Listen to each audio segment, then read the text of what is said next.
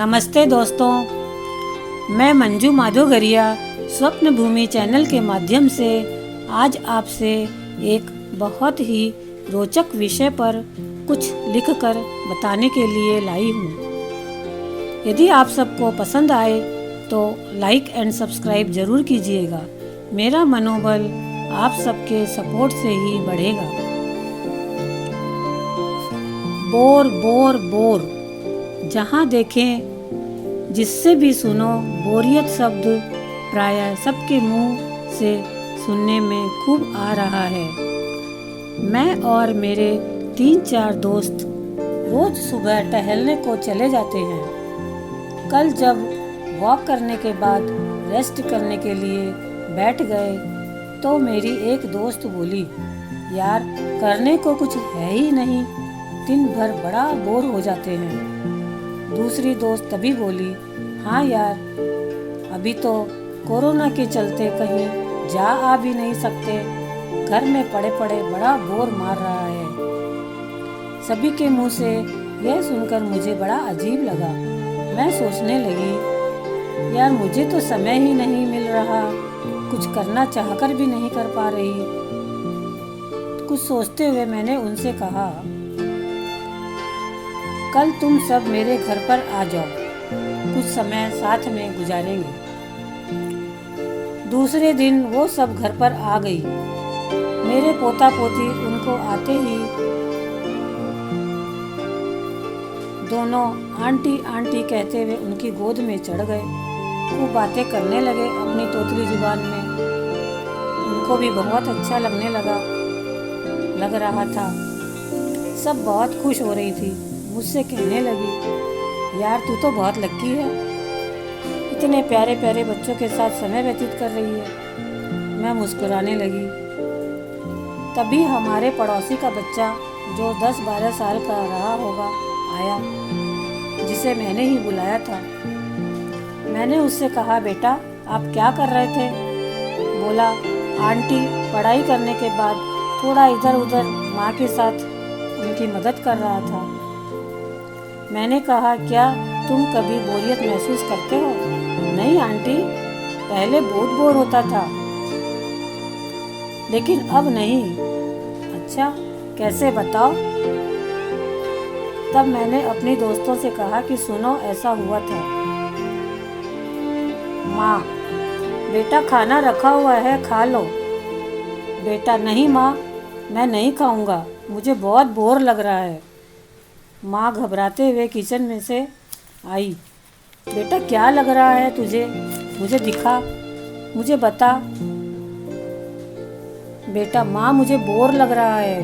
बेटा वो क्या होता है और तुझे क्यों लग रहा है?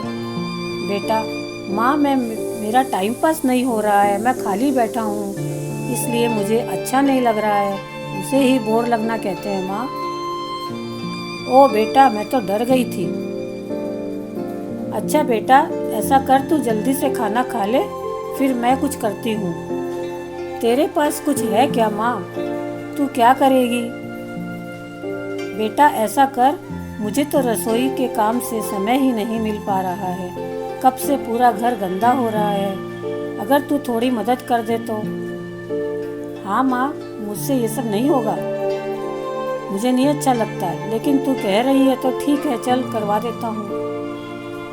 दूसरे दिन माँ ने ऐसे ही रसोई घर में बुला लिया।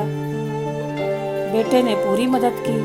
फिर तीसरे दिन माँ ने कहा, बेटा तेरी किताबें तू कह रहा था कि मिल नहीं रही है, ज़रा एक बार पूरी अलमारी देख ले और ठीक से सजा भी ले, देखो मिल जाए तो। चौथे दिन माँ ने कहा, बेटा तेरे कपड़ों की अलमारी भी लगे हाथ ठीक ठाक कर ले। आंटी, अब ऐसा करते करते मुझे तो आदत हो गई है, मैं खाली बैठ ही नहीं पाता, कुछ ना कुछ काम ढूंढ कर लेता हूँ। सभी मेरी दोस्त आश्चर्य से उसकी बातें सुन रही थी। फिर हमारे पास ही के घर में एक बुजुर्ग महिला रहती है। मैं मेरी दोस्तों को लेकर उनके पास गई। उन्होंने बड़े प्रेम से हमें अंदर बुलाया। मैंने कहा, आंटी ये सब मेरी दोस्त है, मैं आपसे मिलवाने लेकर आई हूँ। तो वो बहुत खुश हुई। आंटी आप अपने बारे में इन्हें कुछ बताओ। वो मुस्कुराने लगी और उन्होंने बताया कि कैसे उन्होंने अपने जीवन की रिक्तता को भरने के लिए यह सब शुरू किया। आंटी ने बताया कि अपने आसपास वो देखती थी कि महिलाएं अपने छोटे छोटे बच्चों को छोड़कर आया को सौंपकर कैसे मौज मस्ती जैसे किटी पार्टी, तंबोला पार्टी और ना जाने कभी शॉपिंग के बहाने, कभी घर में मन नहीं लग रहा कहकर दोस्तों के साथ इधर उधर घूमने निकल जाती है। और वो आया लोग बच्चों को रोता छोड़कर फ़ोन पर बातें किया करती है, आसपास की आया लोगों से बुलाकर मीटिंग किया करती है। बच्चों की उन्हें कोई फिक्र नहीं होती। यह सब देखकर मुझे बहुत तकलीफ़ होती थी और मैंने अपने खाली समय को व्यतीत करने का उपाय ढूंढ निकाला।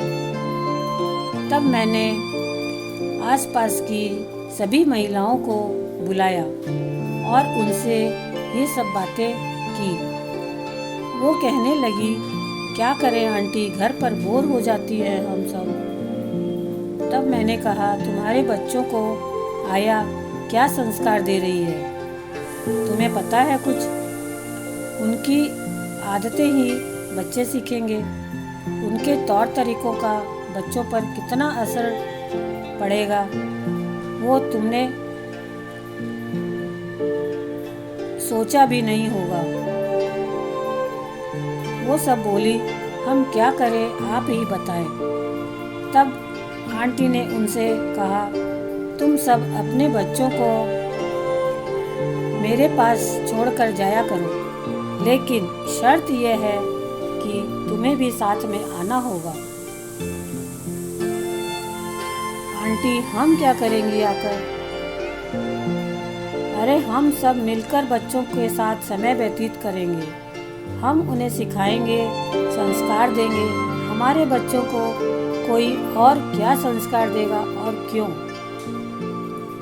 हमें अपना बच्चा कैसा तैयार करना है ये हमसे अच्छा कौन जान सकता है। और इस तरह आंटी का घर एक प्ले स्कूल में तब्दील हो गया, जहाँ माता ही शिक्षक थी, माता ही दोस्त थी। उन सभी माँओं को भी यह सब करना बहुत अच्छा लगने लगा। वो आंटी को 100 धन्यवाद देने लगी। उनकी नज़रों के सामने बच्चे बड़े हो रहे थे। रोते हुए बच्चे अब हंसी खुशी के साथ बड़े हो रहे थे, खूब खुश थे। दूर दराज से भी माएँ अपने बच्चों को लेकर आने लगी। तो देखा आपने, करने के लिए बहुत कुछ है। हम खाली बैठकर बोर करते हैं, समय बेकार कर देते हैं।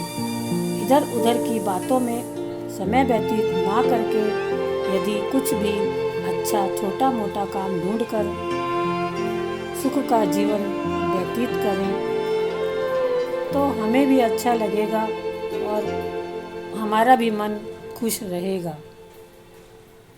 धन्यवाद। Please like and subscribe.